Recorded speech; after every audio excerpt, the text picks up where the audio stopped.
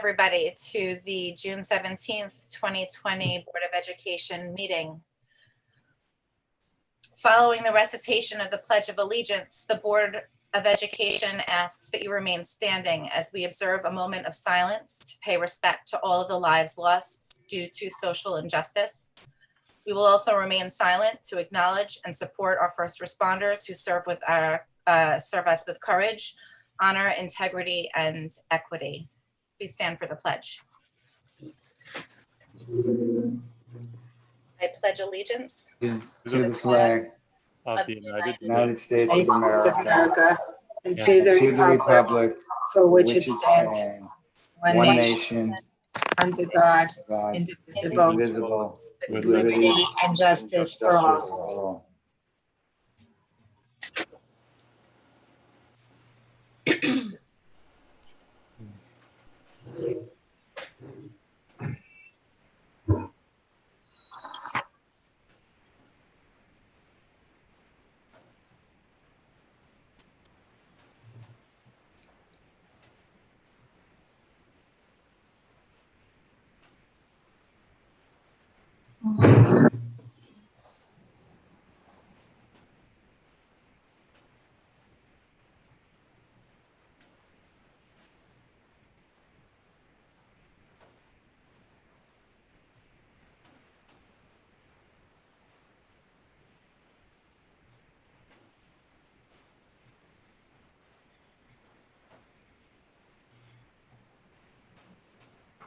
Thank you.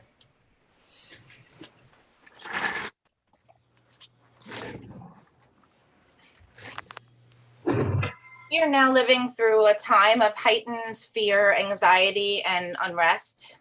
There's no doubt that the pandemic and isolation has taken an enormous toll on our community, on our mental health, on our livelihoods, and our personal relationships. There is also no doubt that our community, like communities all across the country, is talking more and more about racism, bigotry, and inequalities, whether from a standpoint of personal experience in Syosset or perspectives reached through books, news, education, or family discussions. We are all facing these life-changing events together, and your school district remains dedicated to fostering a safe, inclusive, accepting, and respectful learning environment. The Board of Education's mission statement exemplifies this commitment. We have committed to preparing students to face the evolving challenges in their lifetime in an increasingly diverse society. We have committed to giving our students a sense of safety and belonging, a robust character education program, and early intervention to support those who struggle. We assure you that this commitment is for all of our students, regardless of race, ethnicity, gender, sexual identity, sexual orientation, or political affiliation. As we have previously stated, messages of intolerance and hate are not tolerated here. Our work to engage in community building, character building, and educating our students regarding civil rights and social justice continues. Our mission statement relays the goal to produce lifelong learners, and that extends to all of us. We want you to know that the board is committed to seeing the entire learning community grow from these experiences. Thank you. And with that, we will begin our meeting. The approval of minutes for April 28th, 2020, May 11th, 2020, May 18th, 2020, May 19th, 2020, May 27th, 2020, June 1st, and June 10th, 2020 can be taken together. May I have a motion, please? Anna Levitan, seconded by Susan Parker. Are there any questions? Chris DeFilippo? Yes, the meeting minutes that I have dated June 10th that call to order at 6:35 show me present for that meeting and voting for certain motions. I was not in attendance for that meeting. I had technical issues getting into the meeting. Can we have that corrected, please? Yes, absolutely. Thank you, Chris. Are there any other questions? All in favor? Opposed? Any abstentions? Dr. Rufo, do you have the treasurer's report for us?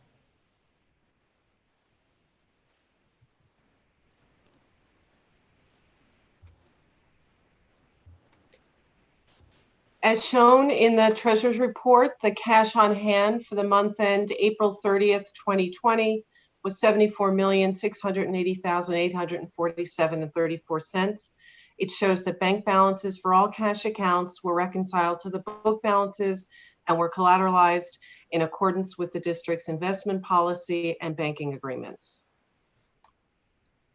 Thank you, Dr. Rufo. May I have a motion to accept the treasurer's report? Andy Feldman, seconded by Rob Gershon. Are there any questions? All in favor? Opposed? Any abstentions? Dr. Rogers. Thank you. I have 2 long presentations and 2 short presentations. Normally I would dispense with the short ones, but I'd rather do the most important one first with the board's indulgence. As Ms. Frankel said earlier, we are living through an extraordinary moment in history, and I have some comments on it, and I also want to respond to some of the questions and inquiries that we've received about the work that Syosset is doing. So in recent days and weeks, we have received a number of messages from current and former students expressing outrage at race-related tragedies and crimes, but also wishing that their own experience learning about racism at Syosset had been more thorough. Some have also relayed to us heart-wrenching personal experiences of racism and bias that they experienced as students and the difficulty of standing up and speaking in our learning community. Let me be clear, racism, bias, intolerance, and hate have no place in Syosset, period. As I said in 2017, every student, regardless of gender, sexual orientation, race, ethnicity, or religion, is entitled to attend a school that is warm, welcoming, and safe. We can and we will do more. The 2016-17 year had started out as a high point in the district's efforts to be inclusive and to recognize and celebrate our growing diversity. We had adopted one of Long Island's first policies to protect transgender students, and we became the first Long Island school district to recognize the 4 holidays of Diwali, Lunar New Year, Eid al-Fitr, and Eid al-Adha. Sadly, that year had barely ended when we experienced a horrible, racist, anti-Semitic vandalism incident. In the years since, we redoubled our relationships with local social justice organizations like Erase Racism and the Holocaust Memorial and Tolerance Center, and we launched a number of significant initiatives. All 3 of our secondary schools developed intentional activities to educate students on tolerance and bias, and received recognition as No Place for Hate schools by the Anti-Defamation League. Syosset students participated in Erase Racism's student task force and met with administration, including myself, to share their perspectives on increasing diversity in our teaching force and developing a more culturally responsive curriculum. Syosset students launched and then partnered with Erase Racism to expand their Breaking Borders initiative designed to enrich students' relationships among diverse communities across Long Island. Our Deputy Superintendent, Ms. Bavard, was part of a state task force instituted by the New York State Bar Association that recommended sweeping changes in the approach to school discipline, and Syosset subsequently enacted a new code of conduct based on principles of restorative justice. We partnered with Nassau BOCES on a diversity hiring initiative designed to broaden the pool of potential candidates for positions in the district. And in January, we were one of 4 Nassau districts to welcome a bus with potential candidates from a CUNY Graduate School of Education to tour our schools. Our Syosset Council of PTAs received a national award for their work in their Cultural Unity Committee, which in turn has given the district extensive feedback on how we can better serve our culturally and linguistically diverse community. But we also know that character education and values development must start young and they must build over time. So in addition to our existing programs, we have instituted the following in recent years. At our elementary schools, we adopted the Sanford Harmony program and are incorporating restorative community building circles so that all students develop the ability to speak up, listen for empathy, and build strong relationships. In our middle schools and in 9th grade, we instituted small group advisories, a research-based practice that uses small groups to build empathetic relationships among students and with staff. And at the high school, in addition to the extensive resources already in the curriculum, we have intentionally chosen books that address themes of race and racism for grade-wide reading and exploration in class, which lead up to and culminate in a day visiting with the authors of those books, known as Book Day. All of which is not to say that we've done enough, but rather to point out that we share these concerns and we have not been idle. Moreover, none of this work would be progressing without the ongoing support and understanding of the Board of Education, and I'm appreciative to them for backing this work. We are focused on doing deep, systemic work so that we can make lasting, not superficial change. After sending teams of teachers and administrators to 2 summer conferences addressing issues of racial and ethnic diversity last summer, we presented recommendations to the Board of Education the following October, and this January, our newly created Diversity and Inclusivity Task Force held its first meeting. The group is engaged in work to continue to build on our cultural diversity, and it has subgroups that were created to examine the student experience, community outreach, our hiring practices, and our curriculum and our professional development for staff. Our task force members include members of the district leadership, teachers, parents, community members, and members of the Syosset Interfaith Council of Clergy. Now, to keep its momentum, I've asked our coordinators of social studies and English language arts to identify age-appropriate areas throughout our curriculum that can be strengthened around topics of current and historical racism, privilege, and microaggressions. Before school restarts, we will offer training to both faculty and staff on best practices for creating an inclusive environment for a diverse student body. We will ask the College Board to strengthen the presentation of these topics in several of the AP courses that we teach. We will develop additional courses on social justice issues to complement those we already offer to students. And I will create a student cabinet comprised of the leaders of our cultural groups and social awareness clubs at each of the secondary schools. I, for one, am grateful for the messages we received from our former students. They reinforce the direction we have taken, and their experiences underscore why it is more important than ever that we continue.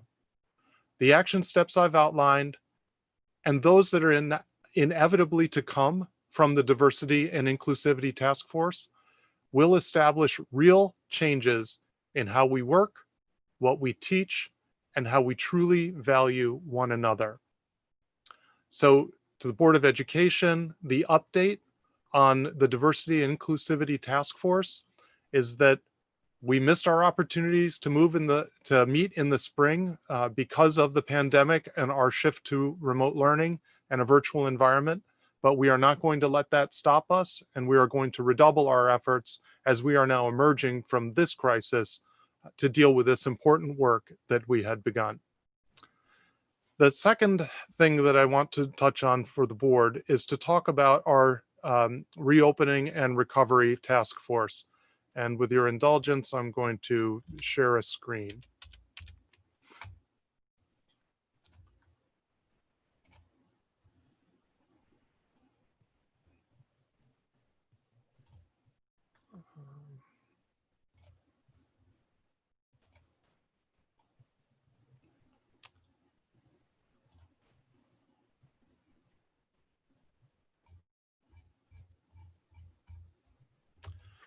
So like every other school district on Long Island, we are anticipating what we are going to be doing in the fall, and we are awaiting guidance from the state that will help us understand what the environment is going to be and what the rules will be for restarting and reopening schools. So that guidance has not been released yet.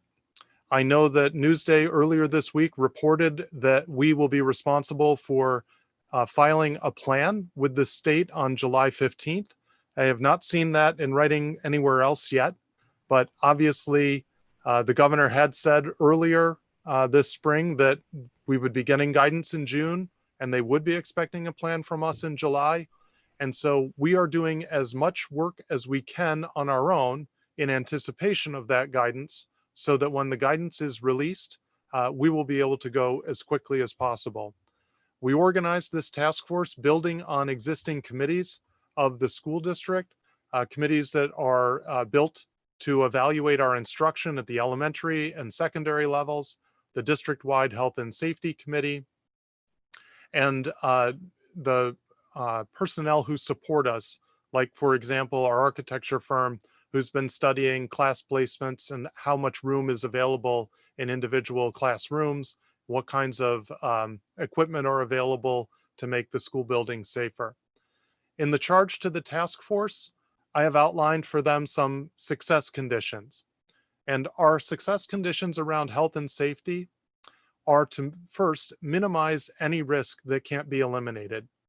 And I think we all recognize that there is no way to make risk zero. So our goal, though, is to minimize as much as possible any risk. And the extent to which we're going to be able to do that is going to be dependent upon the guidance that we get from New York State. The second is to make sure that we know from a health and safety perspective how we are going to act if there is an outbreak, a single case, a small group of cluster of cases, or some sort of regional outbreak. Again, back in March, before the statewide closure was instituted, the state had come up with some rules. Those rules were shifting as we were learning more about COVID-19 and trying to keep up with emerging research on the disease. What we hope is that for the fall, we will be able to have some clear protocols so parents in the community understand exactly how we'll react in the event of any one of those situations. Around teaching and learning, our success conditions are really designed around what we have to do to make sure that our students don't lose a year of learning as we wait to get through this crisis. So the point is that we recognize that there's a likelihood, even if we start back in person for all students, that there may be an outbreak that requires us to go back to the virtual environment for some period of time. We need to be able to transition back and forth between the live and the virtual as seamlessly as possible, so we lose as little time as possible. Secondly, we have to design a curriculum that maximizes learning for this year of students' time. We don't want students to fall behind, and we can find ways to make sure that they can keep pace. And then lastly, we have to have an understanding of how we're going to address those students who, for whatever reason, may be unable to attend live. We don't know what the rules are going to be for that. Right now, it would not be possible, the way the state regulations are set up, for someone to choose an option other than to be at school in person. But again, when the guidance comes out, that may shift. And so we want to be prepared for that possibility. So what had we done? We have had now 2 meetings of the whole group. It is a large group. It is broken into a number of subcommittees. We have collected feedback from those subcommittees. We have collected comments, and then we have taken comments from both the chat and the work products of the group and organized them into documents that are building the agendas for our next meeting.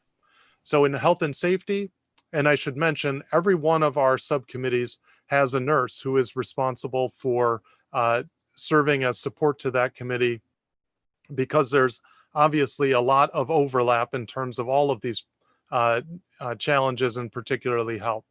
So we are looking at screening protocols for staff and students, making sure that we have nurses available, not just during the day, but at programs and events, how we are going to, and whether we are going to require personal protective equipment, things like masks or gloves, or in some cases, if necessary, gowns for staff, and what will be required of students. Again, I believe that the state's guidance will probably be instructive. We are looking at how to program the buildings in order to minimize the volume of people in the hallways. That may be one-way halls, that may be one-way staircases, that may be shifting the times at which people are in the hallway so there are fewer people in the hallway simultaneously. It may mean not having classes of students at elementary school move through the building as much. Hand washing and face coverings are essential.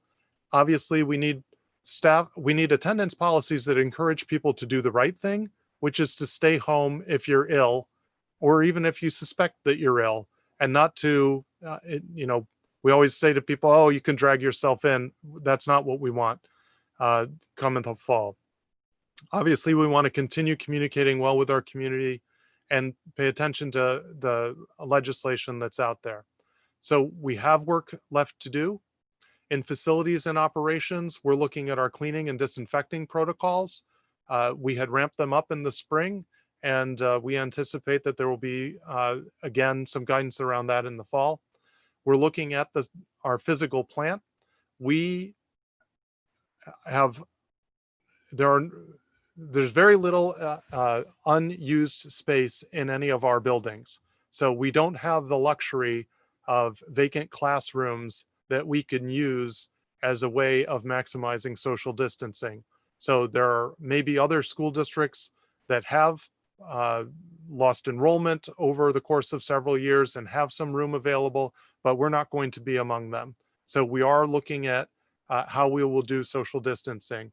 And of course, we're looking at transportation and food service, whether and how to serve food in a way that avoids large groups of students congregating, and obviously what the rules will be around how to make sure there's adequate social distance cleaning on buses. So we've taken a lot of feedback from the groups, and I just want to say that we have a couple of parameters that we're focused on. We have to get to 180 days. The state made that a requirement when we were closed this spring. So we're assuming that that will be a requirement again. We have no recommendation yet on whether to do alternating days or half days or whole days and do the best we can with social distancing in the buildings.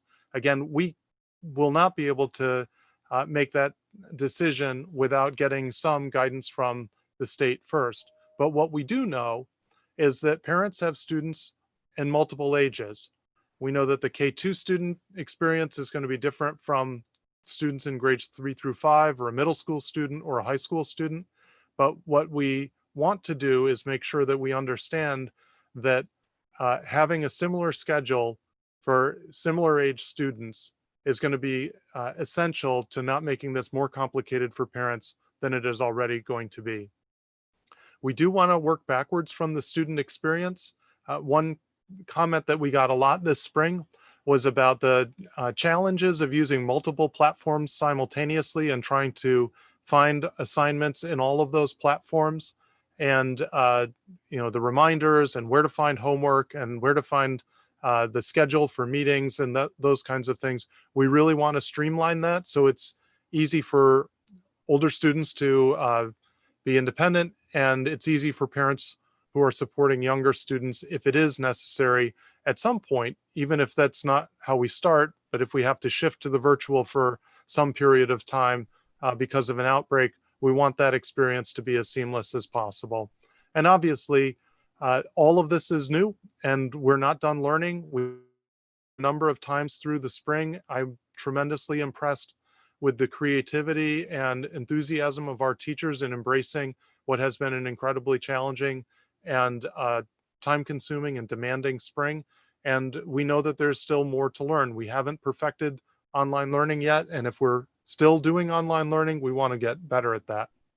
From the perspective of schedule, here's what I anticipate. At some point, hopefully soon, we will get some guidance from the state, and then these meetings will shift from what they are currently doing, which is a lot of pre-work, to actually burrowing into the guidance and building plans that work with our staff and work with our facilities and physical plant.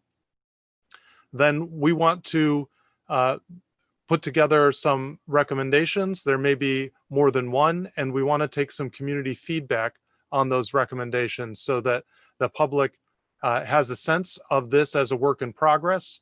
Right now, there are so many unknowns because there's essentially no guidance for the fall.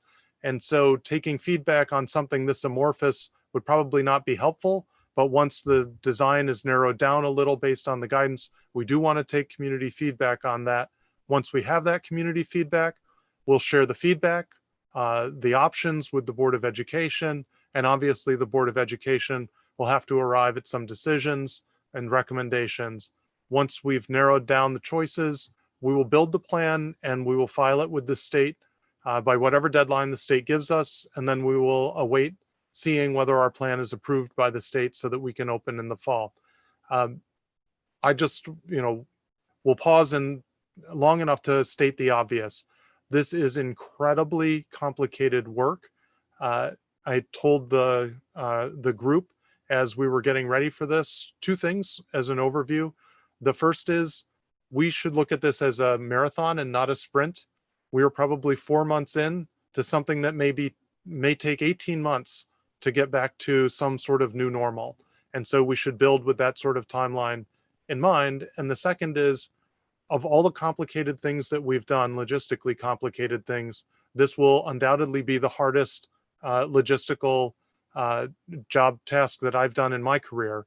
And so we understand that this is going to be difficult work, but we also understand that it has to get done so that we have something to come back to in the fall.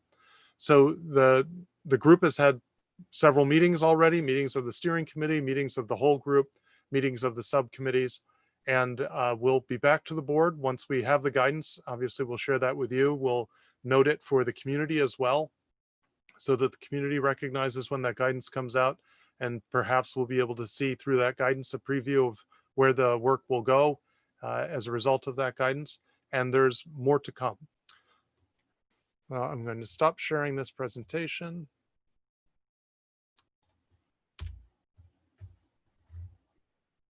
And then just to update the board on the two brief things that I wanted to mention. The first is three, sorry. The first is summer school. We, about a week ago, got a piece of guidance from the governor's office. They had rethought their original guidance that we were only going to provide summer school in a virtual environment. And they gave school districts the option and ability to do some in-person summer school for students with certain students with disabilities. I'm very proud of the fact that a number of our staff have said that they would be willing to work and offer that service. And we have talked to some parents who are also interested in having their children served in the in-person summer school. And we're working now on the logistics that are needed for that. And obviously all of the things that I just spoke about on the previous slides apply, although in the summertime, it is a lot easier because we have a lot more space available since school is not in session. And so that makes some of the logistics a little bit easier. But we will be moving forward with, for the most part, an online summer school with the exception of being able to serve some of our students with disabilities. The second thing, I know that you have a discussion item on your agenda later about a news story with a proposed use for the former Syosset Park site, the Zero Wire site.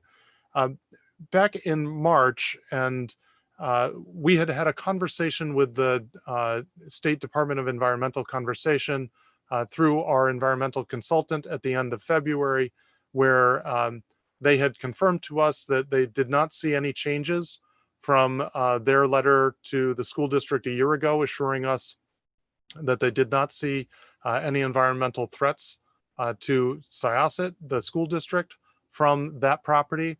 I wrote them and asked them to just confirm and put that into writing. They said that they would do that. I have not gotten the response to that letter yet, but I have posted our letter to the DEC on the website. I had anticipated that I would get a response shortly after that. That was in early March. Obviously, things changed a lot in late March and have been different since. But when the response from the DEC arrives, I'll post it with our letter to the DEC as well. And in that letter, we also noted, and our environmental consultant went to the Syosset Library, where a copy of the draft remedial investigation report was on file for public review. And the environmental consultant, Walden Associates, did review that draft remedial impact report and concluded that there was nothing of concern in that report to us. And then lastly, we have heard from a number of parents who have noted that we are changing the design for Project Beyond in the middle school and have asked us to consider changing Project Beyond back to the way it had been previously structured. And so just a couple of points. First, the classes are going to be co-taught. And so what that will do is create the possibility for flexible grouping. And it is that flexible grouping that our gifted learners will benefit from most. We're also offering extensions during 6th and 7th grade lunch periods, and that will allow for more creativity and project-based experiences.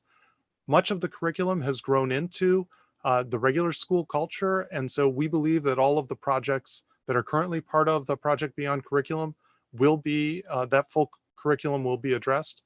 And by changing the schedule, students that would not have been able to take Computer 6 or Skills 6 previously are now going to be able to do that, because Project Beyond won't compete with those two classes now. And particularly that Computer 6 curriculum has been something that has really taken off in the last several years, and it made for a difficult choice for parents. And lastly, I would just note that I know we made an announcement earlier today about the school district budget, but as I've been saying to the board all spring, one of the challenges with the school district budget, even though it has now been passed by the public, the voters, the governor has warned that it is possible that there may still be mid-year cuts to the school district. And we don't know what the magnitude of those cuts will be, but we do know that as long as the threat of those cuts remains out there, that we will want to make sure that we maintain the maximum flexibility possible in our budget, both to pay for whatever COVID-related expenses are necessary in the fall, and also because we may have to absorb some of these cuts once the school year gets started. So that's my report for this evening, and I apologize for the length, but obviously these are all important items. Dr. Rogers, with respect to the reopening recovery task force, do we have any of our mental health professionals on any of those committees? And is the plan to address mental health issues that arise out of the online learning process and other reasons? Is that going to be addressed within this group, or is that something separate? It is going to be addressed within this group, and the group now, I believe, has close to 90 people working on it. And so that includes many people from our Pupil Personnel Services Department who will be supporting the mental health of students. That's obviously a big consideration. A lot of school districts are talking about trauma-informed learning, understanding that while some students may have thrived in these last 4 months, that there are other students who are likely somewhat traumatized by this change in placement, or may have lost family members, or may be experiencing economic hardship. And so that is going to be an important part of our design. I overlooked and should have mentioned one of the subcommittees is also around Well, actually, I'll let you ask any other questions you have, and then I'll mention the fourth committee that I just overlooked when I did the presentation. Okay, great. The other question I had in the same vein, I think a lot of parents have recognized through the length of this quarantine that certain accommodations that may be in their 504s or IEPs make a lot of sense in an in-person environment, but that there might need to be other accommodations to account for an online circumstance. So I know that many of the designated meetings have probably already taken place, and they may have taken place before that recognition of what accommodations might be more helpful should we be in an online situation in the fall. So is there some kind of flexibility or a way for those parents to reach out to members of the administration with any tweaks to those plans? Yeah, I'm going to ask Dr. Lamelza to unmute and to just talk about what the process is. His office has been leading these conversations with parents over the course of the spring, and also he supervises a lot of the PPS staff that would be delivering some of these mental health services. And so, Dr. Lamelza, if you could just address both in a little bit more detail, please. Yeah, sure. Franco, as you said, the IEPs are designed for in-school services, and that still is the intent of the IEP. But having said that, we have been very responsive to any concerns or any questions parents may have. We've been very active in putting out, I think, as you know, resources for parents and opportunities for them to be able to interact and gain the support from our PPS staff, be it the psychologists, social workers, or behavior analysts, as well as the teachers, because we really have looked at student learning, particularly students with disabilities, and have been responsive to increasing their opportunities, maybe refiguring groups and sizes of groups, as well as adjusting expectations, curriculum, so on and so forth.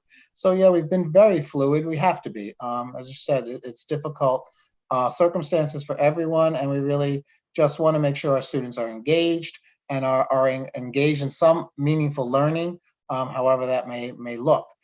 So it's really been an active endeavor to not be a one-size-fits-all, as we've always said, but even more so in this situation. But yes, I would encourage parents to reach out to, at this point, they can certainly contact my office, over the summer, if there's any concerns. But we have had a number of discussions with parents, and that started through the teachers, principals, and so forth. Thank you. And then last, with respect to mental health, should the need arise, I know that we added staff last year, mental health professionals, to help us in all of the buildings. But should the need arise when we begin the fall to have more staff, is there room in the budget for mental health professionals to come in? Well, as you know, we put aside $2 million in this budget, not knowing what the needs would be exactly. And so we do see that as a reservoir of funds that we could draw into if it's necessary. I'm certain that some of that is going to go towards facilities kinds of needs and uses, but it may also go towards staffing uses as well. Okay, thank you. Anyone else? Chris Ulrich? Hi, Dr. Rogers. Just a couple of questions about the committees themselves. Basically, who's on them? Is it strictly faculty, community members? Who is selected to be on it, and how were they selected? Just a little background on that. Sure. So we tried to take advantage of existing district committees. There's a secondary curriculum committee that's comprised of staff and administrators. There's an elementary curriculum committee that's similarly comprised of staff and administrators. We have, again, the pupil personnel who are part of those and inform that work as well. The third is the Health and Safety Committee. This is the committee that you institute as a board every July as part of the reorganization meeting. And so that committee does have parent representation through the PTA leadership. And the board, I believe it was 2 years ago, instituted an athletics advisory committee. And that also has parent representation. And the fourth subcommittee that I forgot to mention is athletics and ensembles. So music, arts, athletics are very important to the Syosset experience, but inevitably they involve large groups of students congregating together. And so in some ways they have a lot of the same problems. And so there are some parents who participate on that. So it is mostly district staff, but there are some people, some community members who already serve on some of these other committees. So there is some parent voice informing this already, but we're looking to get more feedback more broadly from the community once we've narrowed down what the plan will look like. Thank you. Chris DiFilippo. Yes, Dr. Rogers, I think you had mentioned that there'll be recommendations or feedback from this task force, and that you'll obtain community input. I think it would be better to get input sooner rather than after. I mean, you know, I go back to when we had our first committee in this school district, and it was tooth and nail to get a committee, and that was called the Finance Committee. And it went through a lot of regiment, and it was, if someone wanted to be on that committee, whether they were on another committee with the PTA or whatever, they needed to submit an application. So it was open up to the community. It was also open up to board members. I've been on the finance, I created the Finance Committee. I've been on the Athletic Committee. I haven't been privy to being on any of these committees or task force. So I think, and I've seen recently some schools are creating committees. I don't have the full details, but they are talking about, one is return to school in September.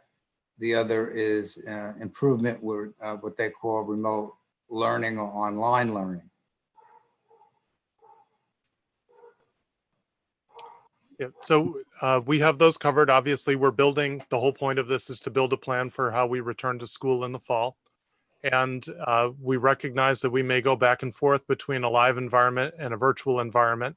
And so our goal, the idea of a seamless transition and a design that allows us to make sure that we keep pace with our curriculum, will inevitably mean that our virtual learning has to improve from where it was this spring so that we can accomplish that goal. And again, one of the subcommittees is the Subcommittee on Teaching and Learning. That is going to break into, and already has broken into, a number of further subcommittees around elementary, middle, secondary education, and special education. So they're right now doing granular work, but one of the challenges that all of these committees have is without knowing something like what is the maximum number of people that can be in one place at one time, it's very hard to plan what a classroom will look like. If the guidance is 10 people in a classroom, that's going to look very different from if the guidance is 25 people in a classroom.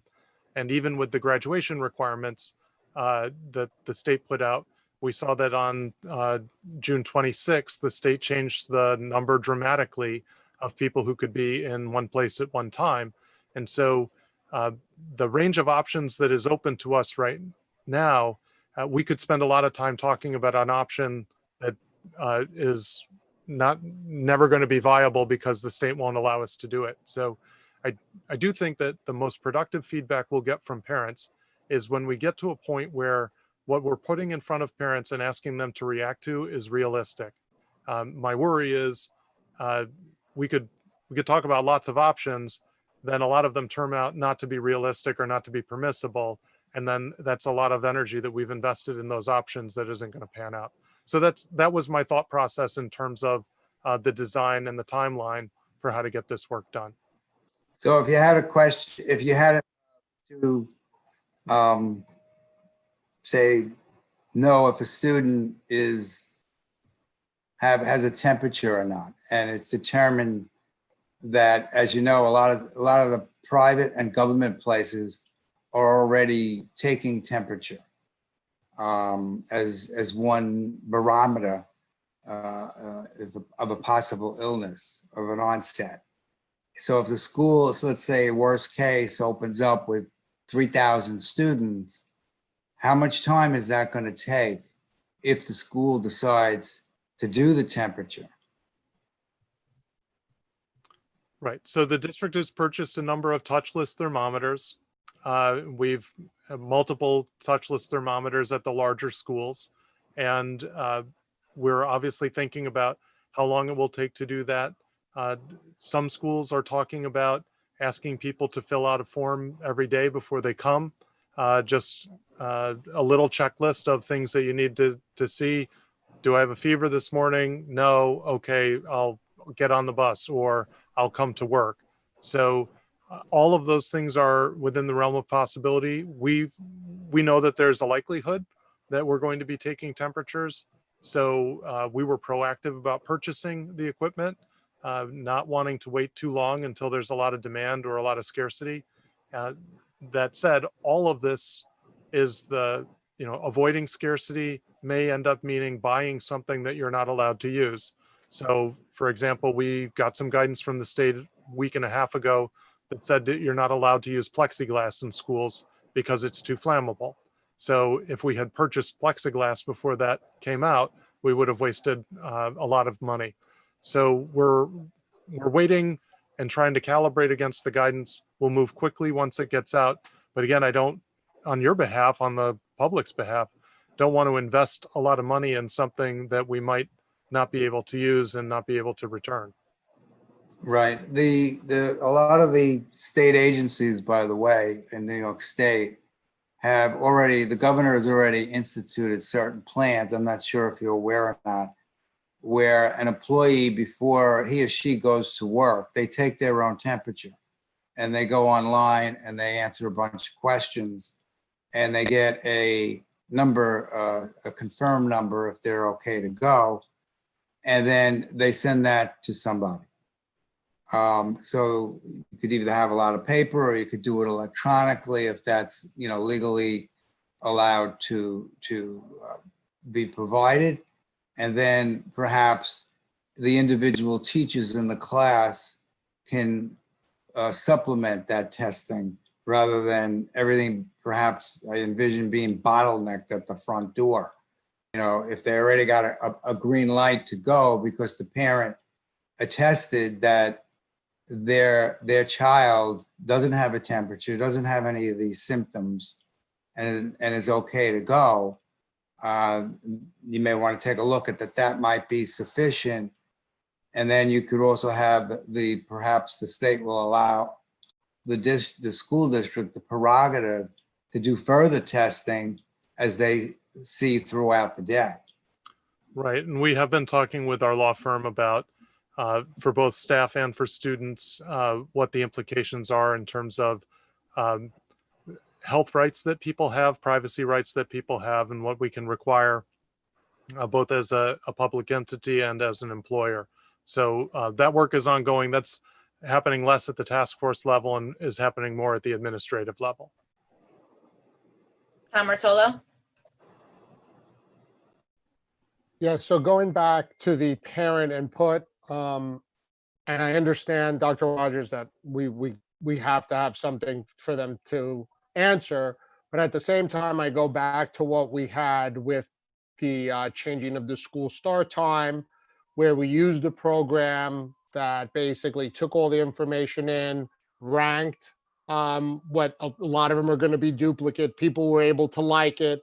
that seemed to be a very efficient and effective way to basically have the information come in and then be able, from a data-driven point, say, okay, we have this many parents that thought the same thing. Now, what we learned from online learning is obviously this is a partnership between the parents and the school, and by the committees just meeting by themselves and not understanding the problems that the parents are having is difficult to do, because I don't know how efficient that is. So I would like to go back to having a permanent communication with the parents via that software that we used, where you were able to get the information, it was able to be sorted, and there was a hierarchy. And then this way, it's more efficient every step of the way that we have live parent input. Obviously, our parents and residents are very active, they're very smart, they have great suggestions. So I would like to keep that, not where we have a committee, then it goes back. We need to do it kind of more real time. Okay. Yeah, that software is called Thought Exchange. And I was also impressed at how well it managed a large volume of input from the community with enough open-endedness that people they weren't forced into the box of a question.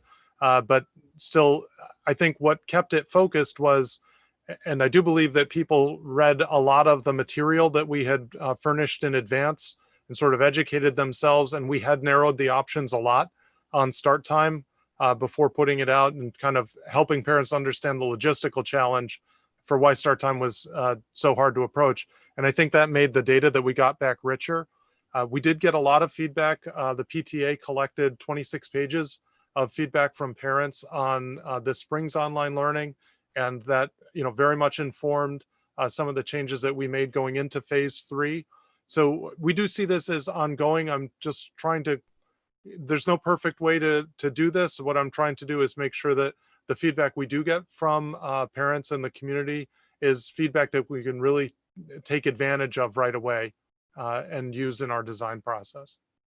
Right. And I would assume that this feedback is not going to be just used for reopening the school, but any major issues that obviously are affecting the parents, and we would want their feedback, because it's smoother for everybody. It's smoother for the teachers, smoother for the school and the parents and the children, everybody. The lines of communication. Yeah, it's an interesting tool. I thought it worked well, and it's maiden voyage with us, and we're looking for ways to use it some more. Thank you. Are there any other questions, Chris Ulrich? Just one follow-up. You had mentioned, and we've already acquired the thermometers to be able to take temperature as permitted. I know we had looked a while back at metal detectors and realized that would create a bottleneck at the entrances to the schools. Do we know how long this takes?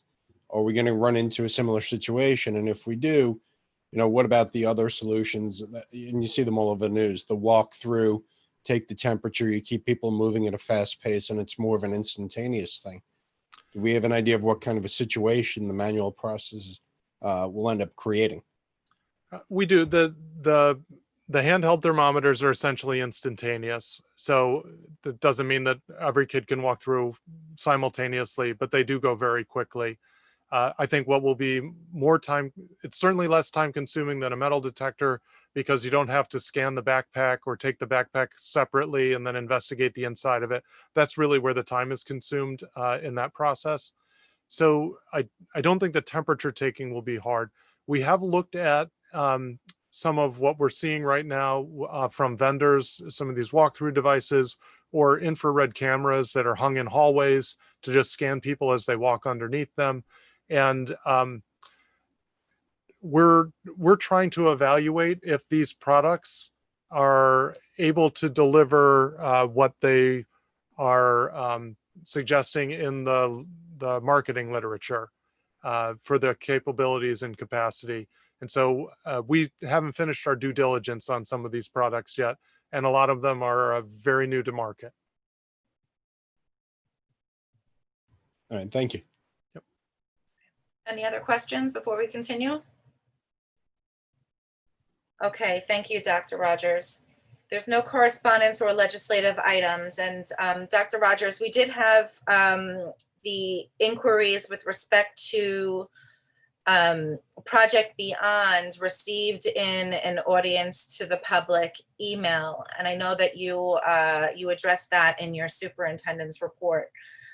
So I was wondering if there was anything else that you wanted to address with respect to that issue.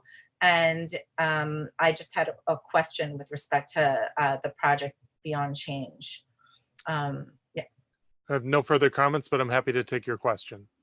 Okay, the only question I had was, I know that we changed logistically how Project Beyond would be delivered, but substantively, are the children in Project Beyond in the new incarnation receiving the same level and amount of assignments or learning that they did before? Yeah, my understanding is that they're going to go through the entire Project Beyond curriculum. I know Ms. Bavard has been talking with the two middle school principals about this topic in particular, so maybe she can give you a little bit more detail than I can. So when students transition into sixth grade in the past, when they've been pulled out for Project Beyond class, they've missed opportunities within the sixth grade curriculum. So with this push-in model, they will get enriched in the classroom and be able to take full advantage of the sixth grade program, which includes many accelerated programs and enrichment programs for students. Okay, thank you very much. Moving on to discussion items. Dr. Rogers, you mentioned that the Newsday article that indicates that a proposal may be forthcoming for an Amazon warehouse to be built on the Sarah Wire property. And I'm encouraged that a proposal will not include a residential development that would overtax our buildings or create the level of people that a mall would. I do think that there are two opportunities that I'd like to discuss with the board that we might take advantage of in getting ahead of a proposal that will likely be forthcoming. One is that previously we had requested from the town of Oyster Bay that should a development proposal come in, we would, for this property in particular, we'd like independent testing done. And so I'm wondering how the board would feel about sending a new letter to the town of Oyster Bay, reminding them of this request, since the town of Oyster Bay has already announced that they've seen the proposal, not weighed in on the proposal. We haven't seen it yet, but just a reminder that the independent testing was connected with the development of a property. And if they are going to be developing, then we're interested in having them complete that process. So I was curious to see how you would feel about that. And in addition, lastly, secondly, and if you could just comment on both, that would be helpful. We have had several occasions of going to the IDA to oppose tax breaks that companies have, companies coming into Long Island have requested. And obviously, when they get those tax breaks, they tend to also get renewals of those tax breaks pretty easily. And that affects the taxes that our community and the residents have to pay. And so I'm wondering whether the board would be interested in sending a letter to the IDA identifying the fact that Amazon is a very lucrative, successful company, and that we would reject any anticipated application for a tax break from them because they're not a business in need. So, Chris DiFilippo. Thank you. Well, one is, we know there's no formal announcement from Amazon, but yet it's in the paper. So that kind of like gives it some validity. I think though, the aspect that there isn't housing there is good. However, the more important thing is the testing of that property.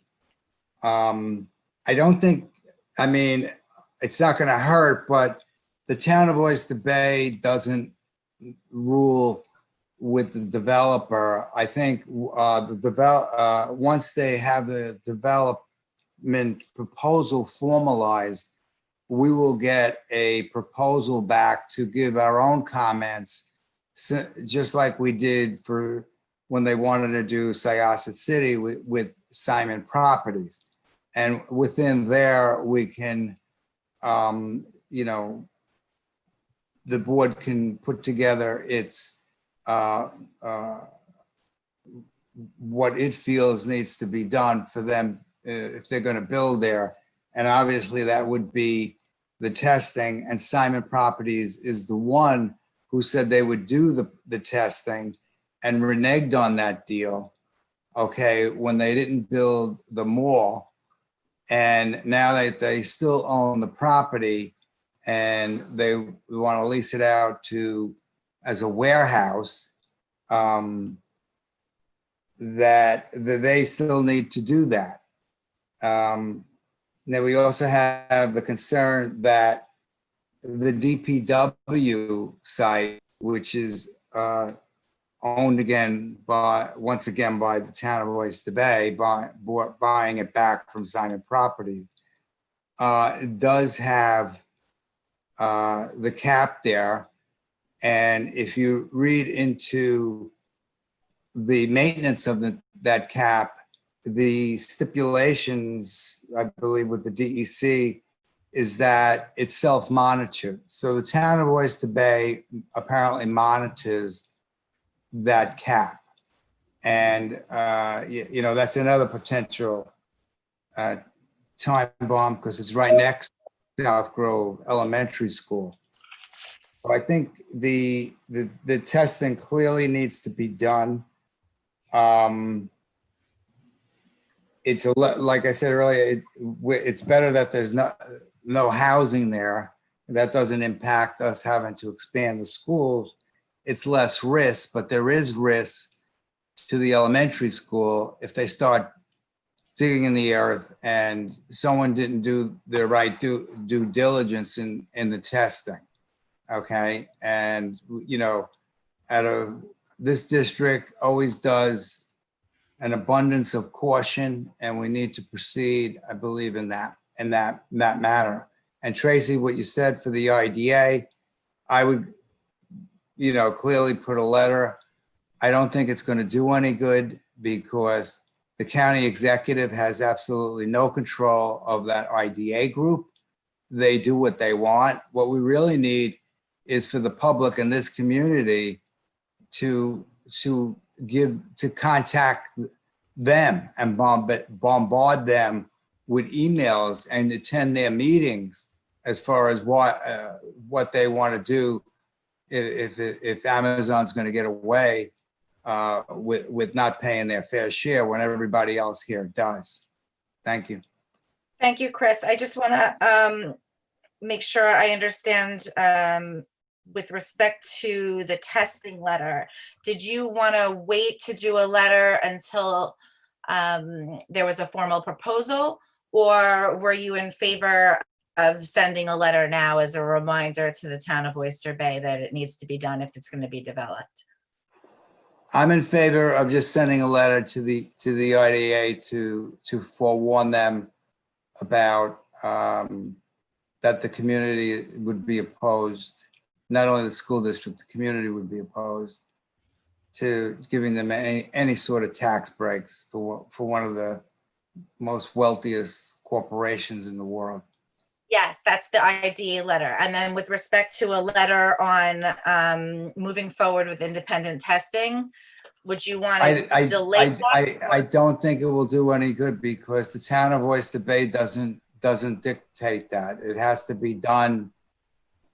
And Dr. Rogers, you can correct me if I'm wrong. I don't see why we wouldn't get another proposal similar like we had with Simon Properties on what they wanted to build there, and then we would respond back. I personally see it as two separate things, and maybe I'm not viewing this the same way that you or Tracy are. But they will undoubtedly have to go through the seeker process, the State Environmental Quality Review Act. And as Right. part of the seeker process, any impacted entity, we would be an impacted entity, has the right to respond. I would ask for you to give us the authority to continue our contract with Walden Associates to evaluate whatever design is put together, because we would have to know what the construction impact looks like, how they plan to go about that, how much dirt is going to be removed, et cetera, all of the things that they did for the last project. And we would want them to evaluate that for us. I think the independent testing was intended to be something that occurs before all of that work takes place. And when the board went to the meeting that was at Syosset High School some 2 years ago now, the board said if the property is going to be developed, then there needs to be testing prior to that development. And so I guess I see those as two different issues. Testing before development, do you want to ask for that? And the second would be, if the development is going forward and there is a seeker process, do we want to invest in having some expertise to help us put together our comments under seeker? So just one additional comment, Tracy and Dr. Rogers.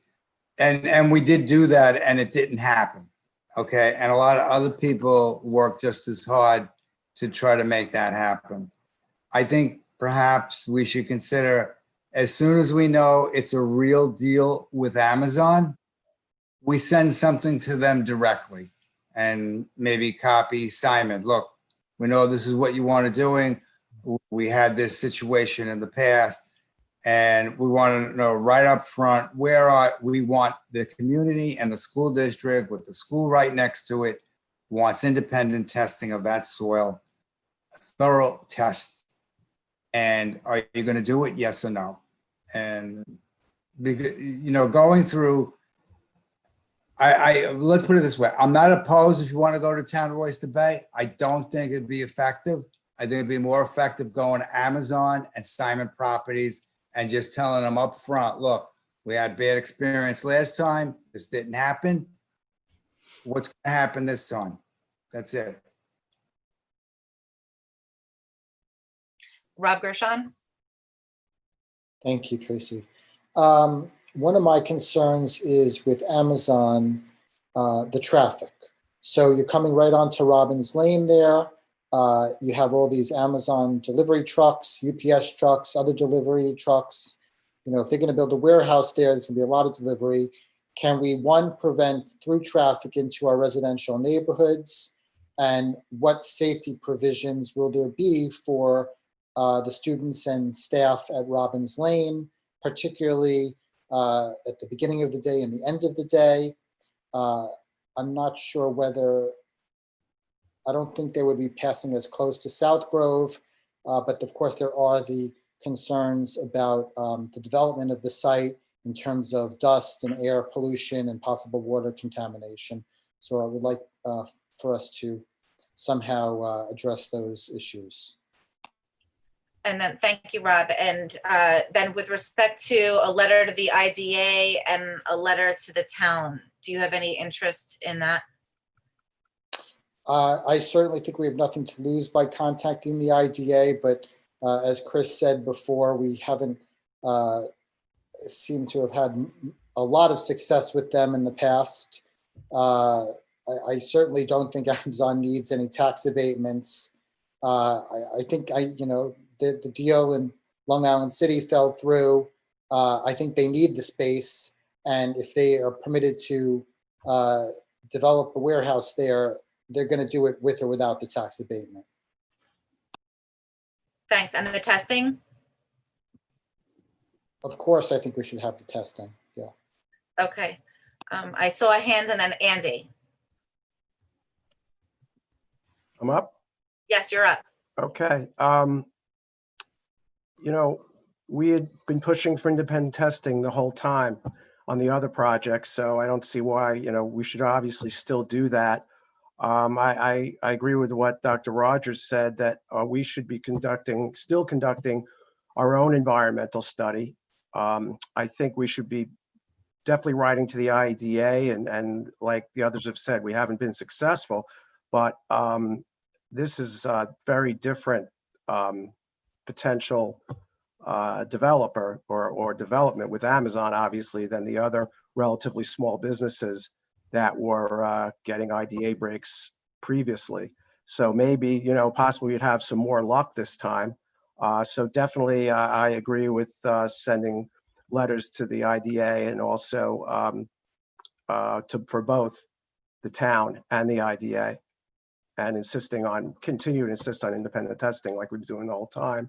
Because like everyone said, and we've discussed many times, we have a school right over there and it's still construction and there's still a lot of factors involved. Thank you, Andy. Susan Parker? I agree with what's been said, and I'm in favor of the letter for the independent testing and the IDA, although I don't know how beneficial they would be. But what I'm a little confused about is when this was all going on last time, it's because the developer needed to petition the town for a change of zoning, and so all these requirements were in place for that to be granted. Whereas in this case, no change of zoning is necessary. So I don't know what type of leverage anybody would have to require Amazon for any of these things if they're allowed to come, because it's light industrial, which is what they are. So I don't know what leverage we would have in requiring them to do anything. So that's where I need to be educated, I guess, on that. I don't know if anybody here knows the answer. I'll take a stab at it. Knowing that land use is not my expertise, but just from our experience a couple of years ago, yes, there was the need for a change of zone. Actually, there was the need for a creation of a new type of zone and then a change of zone into that new type of zone the last time around. This time around, although the zone is there, they still have to go through the seeker process before they could build. And then the town still has to issue them a building permit. So the building permit process still is a hurdle that has to be jumped for the construction to take place. So, it's not an additional hurdle. It may not even be a high hurdle. I'm not an expert and I couldn't opine on that, but I don't think that just because it's zoned appropriately means that there's no approval process that has to be gone through. Tom Rotolo? So I agree also with Christy Filippo. But also keep in mind, we have the short-term environmental, and obviously they're going to do an environmental impact study. But then keep in mind, if this is a distribution warehouse with hundreds of trucks, probably diesel trucks, emitting a lot of air pollution, that's going to definitely affect the asthma rate in the area. So obviously that's the short term, but then that's going to be an ongoing long-term concern about all of these particulates in the air ongoing. So. Okay, thank you, Tom. Chris Ulrich, and then Carol Chang. Yeah, and just, one point is we're reaching out to the IDA, to the town, and, any other entities. We don't know at this point who the property owner is going to be, whether Simon's going to retain and build and do a lease to Amazon, whether Amazon would acquire the property. So in any correspondence, we want to be specific identifying the property, but also identifying all potential owners. We don't want to put out a notice saying we want to know if, Amazon is doing X, but it's really Simon Group or some other entity who's doing it, and Amazon is just a tenant. So we want to make sure we stay broad to give ourselves maximum coverage. And, to Susan's point, we would have less leverage with the light industrial zoning. But that said, there still is leverage, and I think we really need to stay on top of it. Even if we can influence things in subtle ways, like you have this massive piece of property, any structure is closer to the expressway as opposed to further back towards the residential, towards the schools. To Tom's point, the air pollution. If anything is going to happen, how can it be done in the safest way to protect everybody? Thank you, Chris. Carol? Okay, as we talked about 2 years ago, the safety of our children and staff is our most important priority in this case. And then so definitely, do a follow-up letter to the town about the independent testing, and I think it's very important. And also to the IDA, like Chris expressed, we don't know how much that's going to help, but it's also important that as a board that we send them a letter just to tell them that we are concerned about this as well. Okay, thank you. Anna? Yeah, it's just yes to both for sure. I view independent testing as an unfinished business, if you will. That's what we promised the community, and that's what we should absolutely do. And I absolutely agree with Chris DiFilippo that when the time comes when we do know who is coming, then we will proceed approaching both Amazon and Simon, of course. But in the meantime, we should absolutely take care of independent testing for the safety of our two schools that are right there. Thank you, Anna. Christopher DiFilippo? Yeah, I'll be quick. The one thing what Rob said earlier, I had it in my notes, but I forgot to mention it. The Amazon vans that they use, when they leave the facility, they leave like a herd, okay? And they race down the block. And I personally have seen this because Amazon has a location by Grumman, in the Grumman Industrial Park there on West Grumman Road down there. And I used to work over there. And if you don't get in at the right time, there's like about 20 of those vans just zooming all over the place. You can't even make a turn because there's just so many of them. And so the traffic can be an issue when they come back and leave the facility, because they're in a tremendous rush to get out and come back. Okay, thank you, Chris. Tom Rotolo? To Chris's point, by the way, I think that there's hundreds of Amazon vans currently parked by Quest on Underhill now.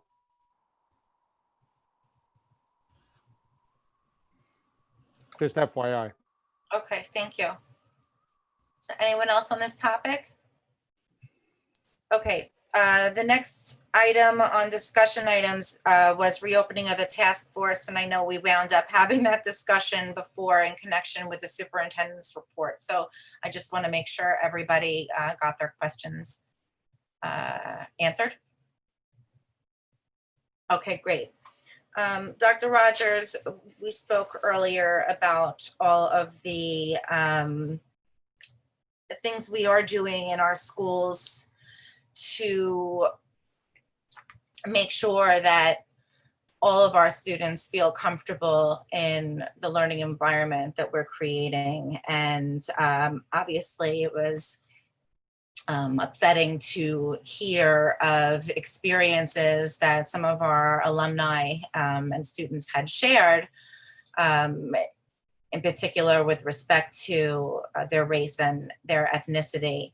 And I know that we have an infrastructure in place to help make these students feel comfortable coming to our administrators and our DASA coordinator and our guidance counselors and our mental health staff. What I wanted to know if there's a possibility to explore and whether there was board interest in exploring whether they would feel more comfortable going to a staff member who is designated as a chief diversity officer. You hear about chief diversity officers in companies and they have them in places of higher education. I don't know whether they have, whether any high schools or school districts have chief diversity officers. But my thought is, whatever we can do to make them feel comfortable in sharing their experience. A lot of times we don't know that these events and microaggressions are happening, even though we have people in place to receive that information. So is that something that we could explore to see if the students would, would prefer someone who's designated specifically to address diversity issues and concerns? Yes. So one thing to note, we have been having staff members reach out to students who have responded to us individually or who have told us individual stories. We're acknowledging, if we get a form letter, obviously, but we do want to reach out and talk to students who have raised those issues. And that has been ongoing for the last several days because it's in person, we're able to acknowledge the sensitivity of these things, but also to see how we can pursue them if necessary. At every building, there is a DASA coordinator. That's the Dignity for All Students Act. There was an anti-bullying law that was instituted, and it's not, any sort of inappropriate behavior, whether it's bullying or race-based bullying or microaggressions, all falls within that DASA statute. So I'm sure not every student knows who the DASA coordinator is for every building. And so, I will take that as, something that we need to do to make sure that students know who that is. But I think to answer your question, we can do two pieces of research for you. First, I can do some research to see if there are other school districts that have something in addition to the DASA coordinators, which are required by law, and if there's a model out there. And we can certainly assemble a group of students or maybe alumni to have a focus group and just get their perspective and feedback on that. What we have observed is students develop relationships with favorite teachers or guidance counselors, and even though we build infrastructures, it's often about the relationships that students have with staff members that they trust, and that may be different for different students. One of the things that we're trying to do with the advisory program is create these very small group experiences for staff and students to try and create more of these trusting relationships. And next year, our goal, hopefully if we're able to be back in an environment that supports it, is to expand that at the high school. So it's not just 9th grade, but that we do more grades in the advisory program and therefore have access to more students. But I can certainly explore those two things for you. Okay, thank you. I wanted to mention that today is Joanne Mannion's last meeting with the Board of Education. And Joanne, we wish you well in the next chapter of your career. I know how much benefit the district has gotten from all of your knowledge and the quick learning, that you did to add so much on your plate with the grant writing and the technology and, also matters of health and safety. And it's really just been a tremendous benefit to have you in central office. And I'm happy to have gotten to know you in this way. So lots of luck to you. Thank you very much. Appreciate it. And lastly, Ms. Susan Parker, this is a tough one for me to get out, I have to say. I've just adored having you as a friend, and which will continue, but as a board member, you've just been absolutely tremendous. What have you got there?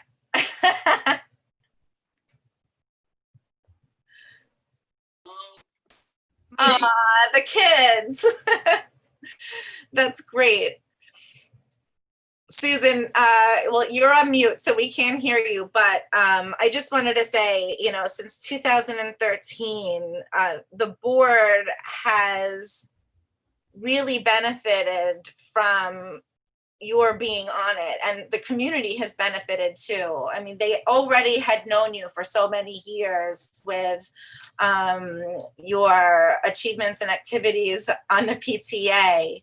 But as a board member, you you never sat still. You always had something to offer. You always had an opinion, and even when you knew that your opinion might be in the minority, you understood that that opinion would still be representative of a portion of our community. You made sure that our community was heard, and you had no fear with that. That was always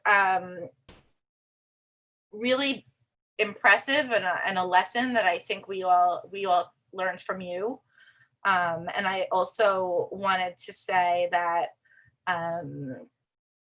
that you've been an incredible friend, and you've been someone that I've relied on to,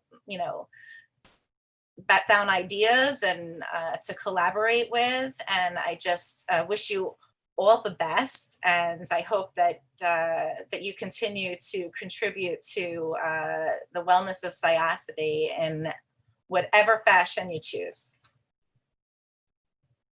Well, thank you so much. Can't hear you, Sue. Unmute. There you go. I didn't realize that my kids would all be here, and I'm not sure. I know Mitch didn't set that up because he doesn't know how to use Zoom. That's not true. So they're all here, and oh, I have a plaque. Thank you. Wow. Thank you. You know what? If I knew my kids were going to be here, I might have prepared something different. I just want to. You're all making me nervous. That was the idea. And now I have flowers. Oh my God. That was beautiful, Tracy. Thank you so much. And my kid, they have to look somewhere else. They can't look at me. All right. First of all, I want to say congratulations to Anna Levitan and to Carol Chang on your reelection. Received 3,704 votes. Susan Falco received 3,806 votes. Brian Greco received 3,674 votes, and Anna Levitan received 3,856 votes. The candidate for Syosset Public Library received 4,647 votes. May I have a motion, please? Mr. Gershon, seconded by Ms. Parker. Are there any questions? Mr. Ulrich? Just clarifying, by certifying, what is it that we're certifying as trustees? Ms. Frankel, may I answer? Yes, you may. So tonight you are accepting the results of the canvass, and then typically what you will do is certify the vote at your subsequent meeting. That would be the July meeting.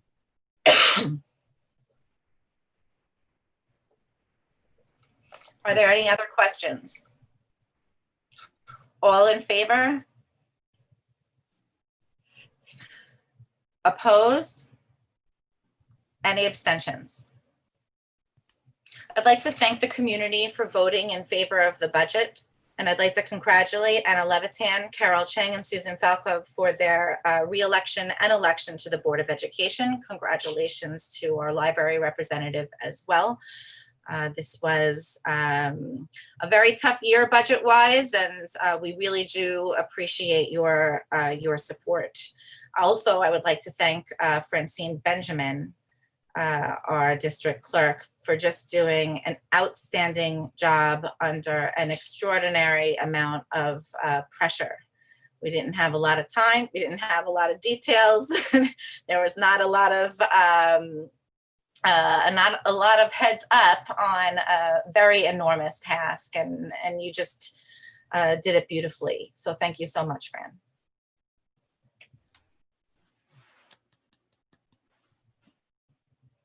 Okay, moving on to C items. C1 is the authorization for service contracts. May I have a motion, please? Susan Parker, seconded by Andy Feldman. Are there any questions? All in favor? Opposed? Any abstentions? C2 is the authorization for special education and/or nursing contracts. May I have a motion, please? Mr. DeFilippo, seconded by Ms. Chang. Are there any questions? All in favor? Opposed? Any abstentions? is the acceptance, C3 is the acceptance of an audit report. May I have a motion, please? Ms. Parker, seconded by Mr. Rotolo. Are there any questions? All in favor? Opposed? Any abstentions?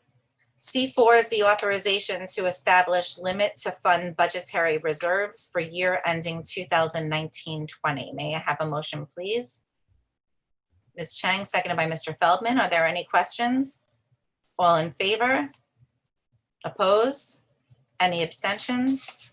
C5 is the authorization to enter into agreements for builder's risk and installment insurance. May I have a motion, please? Ms. Chang, seconded by Mr. Ulrich. Are there any questions? Mr. DiFilippo, did you have a question? Yes, thank you. Are there any costs associated to the district for entering into this agreement? And exactly what is it self-explanatory, builder's risk and installation insurance? Are we getting additional insurance for capital projects or something? Dr. Rufo? Yes, there are certain capital projects that NYSER, our insurance agent in discussion, recommends when you're doing large-scale capital projects. So, for example, one of the things we're looking at is for the HVAC projects. It's recommended typically where you're doing some capital work that's fairly extensive and it could potentially impact your existing building. So it's those kinds of policies. We had two in place. One was on the capital projects that we just completed. So far, it looks like it just may be on air conditioning, but we're still speaking with them. Okay, and with the, oh, I'm sorry. I was just going to reiterate your question about the cost. Yeah, thank you. Yes, there is a cost to these policies. I want to say that for the two last year, I think it was I could get you the exact figure, but I feel like it was $9,000 or $10,000. Okay, and would this cover? Are they just capital projects that have to be listed specific by NYSER, or would like the ballistic doors be part of this or no? We're talking about the ballistic doors, but it's more building systems like the HVAC. We had mentioned it to them, gave them the list of projects that we're doing, just as we did last year. And then we talked through the ones, and of all the ones we did last year, it was just recommended for 2 last year. Okay, and I'm sorry, Rufo, does this insurance cover us perhaps, besides it being a requirement of NYSER, does it provide us what, additional coverage perhaps if the vendor defaults or something? It's potential damage to an existing building based on actions of a contractor. Oh, okay. Got you. Thank you. Are there any other questions on item C5? All in favor? Opposed? Any abstentions? C6 is the authorization for type 2 SECRA. May I have a motion, please? Anna Levitan, seconded by Carol Chang. Are there any questions? All in favor? Opposed? Any abstentions? C7 is the authorization to participate in a joint municipal cooperative bidding program. May I have a motion, please? Susan Parker, seconded by Mr. Rotolo. Are there any questions? All in favor? Opposed? Any abstentions? C8 is the authorization for deduct change orders. May I have a motion, please? Andy Feldman, seconded by Carol Chang. Are there any questions? All in favor? Opposed? Any abstentions? C9 is the authorization for increased change order 001, Walt Whitman. May I have a motion, please? Mr. Ulrich, seconded by Mr. Feldman. Are there any questions? All in favor? Opposed? Any abstentions? C10 is the authorization for the award of bid regarding exterior guard booth rebid. May I have a motion, please? Susan Parker, seconded by Mr. Rotolo. Are there any questions? All in favor? Opposed? Any abstentions? C11 is the award of bids. May I have a motion, please? It's Carol Chang, seconded by Anna Levitan. Are there any questions? All in favor? Opposed? Any abstentions? C12 is the acceptance of donations from General Mills box tops for education program, Long Island Laboring Against COVID-19 and Regeneron Science Talent Search 2020 School Award Program. May I have a motion, please? Susan Parker, seconded by Carol Chang. Are there any questions? All in favor? Opposed? Any abstentions? C13 is the acceptance of the amendment to an agreement with Johnson Controls. May I have a motion, please? Mr. DiFilippo, seconded by Chris Ulrich. Are there any questions? All in favor? Opposed? Any abstentions? C14 is the approval of the award of bid for the interior door replacement. May I have a motion, please? Carol Chang, seconded by Chris Ulrich. Are there any questions? All in favor? Oh, I'm sorry, Chris DiFilippo has a question. Yeah. So Dr. Rogers, with regard to this motion, is it possible to get a scope of work for the board as far as who's all doing what and what's being covered by whom and for how long? So, because the motion is just says we're going to replace the doors by this vendor. So can we add a little bit more supplemental substance to the board so we know exactly, what's being done? I think in here, does it state the number of, oh, here we go. I didn't get to print it because it came in later. Yeah, does it say the number of doors in here? Is that possible, Dr. Rogers? Off the top of my head, I don't have that, but I'd be happy to put something together for you that outlines the responsibility of the contractor, how the contractor will be supervised, the number of doors. Obviously, we have different doors of different capabilities that we'll be installing, so I can outline those for you. And we could probably break it down by building so that you know how many doors are being replaced in every building. Okay, that'd be great. Thank you. Are there any other questions with respect to item C13? All in favor? Opposed? Any abstentions? Okay, I didn't see a hand before, and that was Andy Feldman who wanted to say a few words. Andy? Thanks, Tracy. Yeah, I just want to say a few words about Susan, being that it's the last meeting. When I was first elected to the board, Susan was very, very helpful to me. She was very, very knowledgeable about the schools for her many years, holding what seems like every PTA leadership position, and also very knowledgeable about board procedure. Even after being elected to the board, she somehow found the time to still serve on the Nassau PTA Council. So basically, she's been selflessly and tirelessly serving our community for close to 30 years. So I wanted to give a shout out to Mitch for lending her to us. Anyway, Susan's had such a positive impact on our community, and I know she will continue to do so because she just can't help it. She's set a great example for her children and many, many, many others. You'll be missed, my friend. Don't be a stranger, and best of luck to you. Well, thank you so much, Andy. It means a lot. Thank you. Welcome. Appreciate it.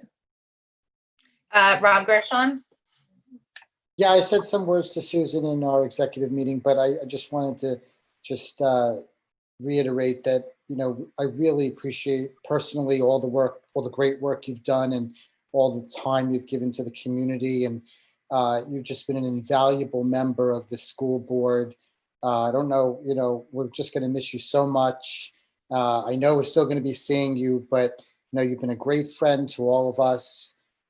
You've gone beyond the call of duty here and before with your prior work with the PTA. And, you know, I hope that future board members can, you know, just do half of what you did, and they'd be doing a great service to this community. So thanks again, Susan. Carol? Thanks. Okay, I Susan, didn't know I was getting a roast. I didn't get a chance to say this, but you've always been a genuine, caring, and considerate colleague, selflessly sharing your resources with parents, the administration, and the board. It's hard to believe that tonight is your last BOE public meeting as a trustee, but I know your family is happy to have you back. We truly appreciate your exceptional service and dedication to our children and community, and best of luck. Thank you. Anna? So I remember Susan years ago when I believe it was my very first visit to Southwoods to attend a board meeting, I'm pretty sure. And I remember her sitting to my right with, I'm pretty sure, with counsel. And she was always very articulate and she was so passionate. And I looked to my right and I don't remember thinking, she must be very important. She must be in the top position. And sure enough, you know, years and years, she's truly committed and was always true to her passion, true to all the kids, and she was always articulate. And in addition to all that, in addition to the selfless service, years and years of this service, she is also an incredible mom. She talks about her boys all the time. And that just, to me, you know, incredible. So I really hope that you spend quality time with your babies. And of course, Mitch is always right behind. And so that's really amazing. So thank you for years of selfless service and passion. Oh, thanks. Hard to compete with that. My men, not my boys, my men. Yeah, that's right. That's true. Well, it's true. Thank you. They're all grown up. Thank you. You can make me cry. Okay, well, I don't want to, end this meeting, Sue, but I need to end the meeting. So motion to adjourn and goodbye to Sue. Oh, it's been such a labor of love for me. Oh my God. I'm going to miss you guys. Keep it Miss up. you too. Thanks. Thank you. Thank you. Bye, everybody. Good night. Right. Take care. Bye, Sue. Bye.